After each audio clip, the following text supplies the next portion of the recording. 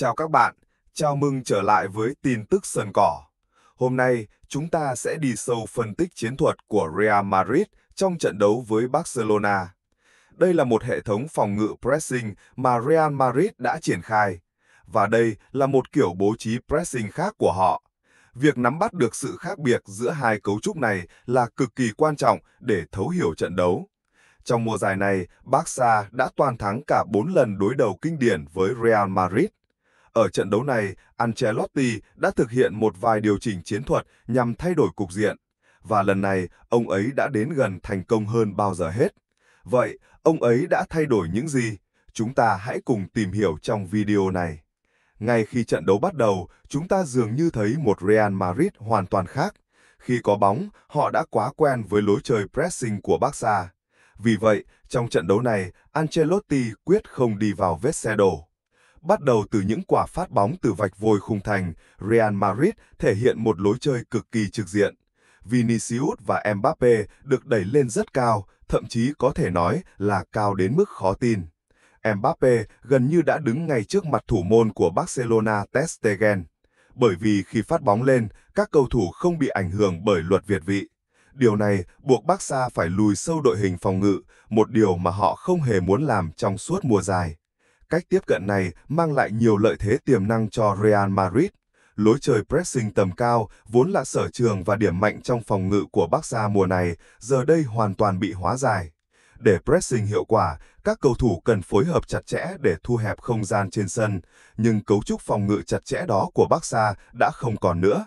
Đồng thời, Real Madrid cũng mở ra những khoảng trống lớn giữa các tuyến của Barca, bởi vì hàng tiền vệ Barca vẫn dâng keo để gây áp lực lên tuyến giữa và hậu vệ của Real Madrid.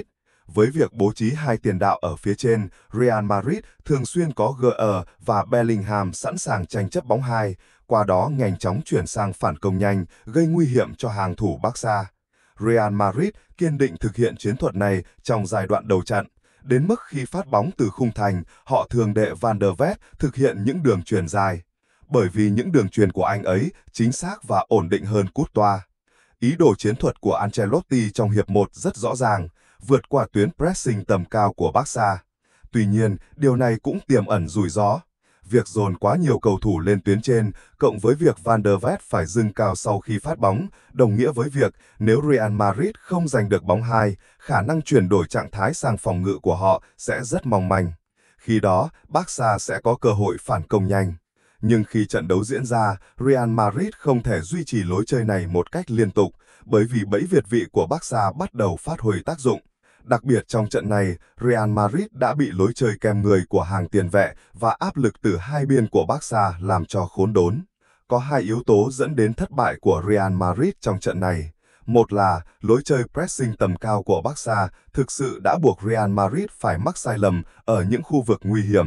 Nhưng thẳng thắn mà nói, màn trình diễn tệ hại của chính Real Madrid cũng là một nguyên nhân. Đặc biệt là Vázquez đã nhiều lần mắc lỗi ở khu vực nguy hiểm, dẫn đến bàn thua thứ 3. Tuy nhiên, chúng ta cũng thấy một số chiến thuật tương tự từ Real Madrid. Ancelotti đã cố gắng khai thác một số điểm yếu của Barca, giống như cách Gomi có thể là một huấn luyện viên hoặc đội bóng khác đã từng làm trước đây.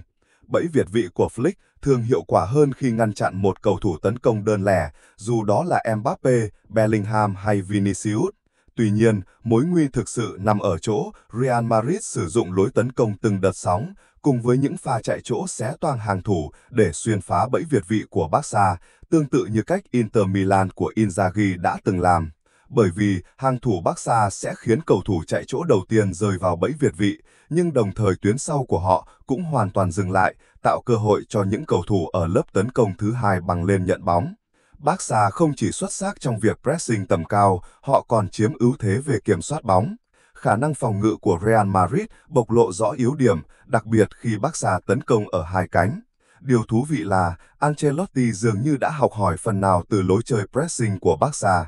Ông để tiền đạo cánh phải GL áp sát trung vệ lệch trái của Barca, trong khi hậu vệ phải Vázquez theo sát hậu vệ trái của đối phương. Nhưng điều này cũng khiến Real Madrid kế thừa một số điểm yếu trong hệ thống pressing của Barca. Đôi khi, Rafinha sẽ sớm bó vào trong, áp sát trung vệ, điều này tự nhiên thu hút sự chú ý của Tchouaméni.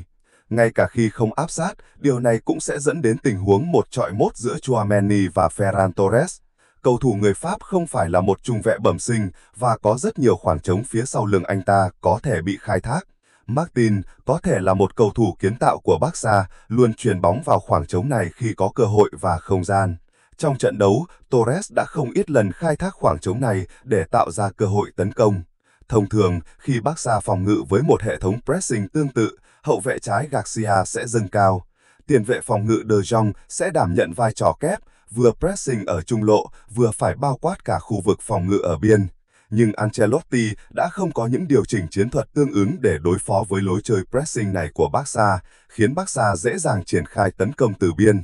Sự mong manh của hệ thống này hoàn toàn trái ngược lại với một sơ đồ thích ứng khác mà chúng ta đã thấy. Thay vì để tiền đạo cánh Gunner pressing trung vệ, Ancelotti lại để một tiền vệ dâng cao gây áp lực lên trung vệ của Barca, Güler theo kèm Martin, còn Vasquez giữ vị trí lùi sâu ở phần sân nhà.